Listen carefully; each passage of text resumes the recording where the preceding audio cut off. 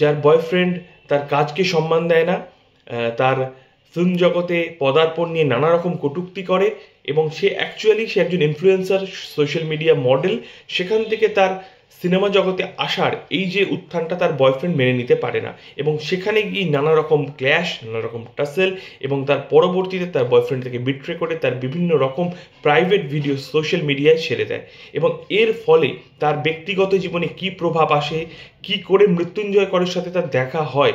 মৃত্যুঞ্জয় কর বেসিক্যালি এখানে কন্ট্রাক্ট কিলার হিসেবে তাকে দেখাচ্ছে, এবং লিম্ফোসাইটোপেনিয়ায় আক্রান্ত যে একজন রোগী, তার চরিত্রকে কিভাবে সে ফুটিয়ে তুলেছে সেটা কিন্তু অনবদ্য।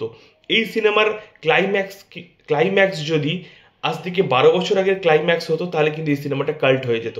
কারণ আমরা এই ধরনের ক্লাইম্যাক্স বহু দেখেছি, এবং সিনেমাটা যখন এগোচ্ছে আমরা কিন্তু এক্সপেক্ট করতে চলেছিলাম যে এই ধরনের প্রেডিক্টেবল প্লট হতে চলেছে, প্রেডিক্টেবল টুইস্ট আসতে চলেছে।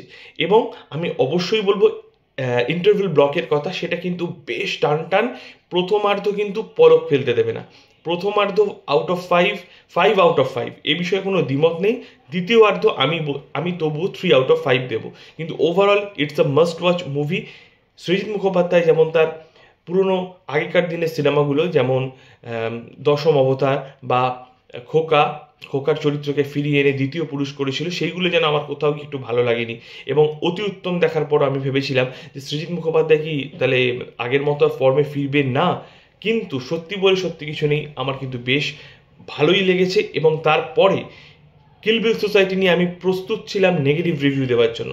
আমি ভাবতে পারিনি কিল বিল সোসাইটি এতটা ইম্প্যাক্ট ফেলবে। বেশ বেশ বেশ ভালো একটা সিনেমা। অনেকে নেগেটিভ রিভিউ করছে।